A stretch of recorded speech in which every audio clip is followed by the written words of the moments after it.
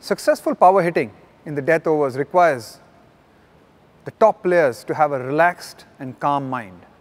They're able to clear their mind of all other distractions and focus solely on the cricket ball and on being able to execute their skill under pressure. Also having the ability to have different shots and innovative shots that allow them to disrupt the field and make it difficult for the opposition captain to be able to set a field for them is critical to success in the death overs.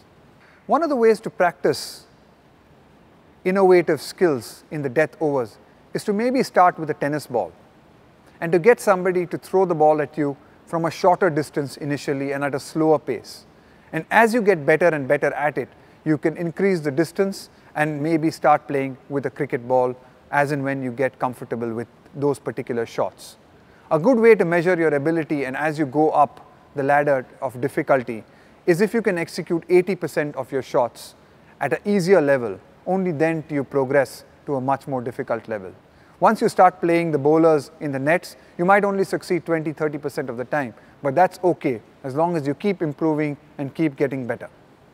Apart from practicing your shots in the nets, it's also important to practice staying relaxed and calm because that's what you're going to have to do in the death overs. Also, one of the things that you could do is give yourself targets in terms of specific number of runs that you might have to chase in a match situation. You can set those targets in a match and test yourself against bowlers and see whether you achieve those targets. Also remember to recreate match situations and match simulate as much as possible. Just batting in the nets sometimes doesn't give you the same feel as a match scenario might.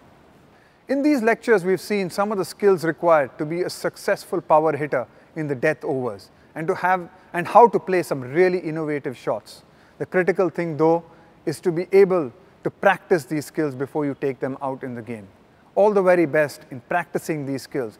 If you master these skills, you can be a really effective player in a 2020 game for whichever team that you play for.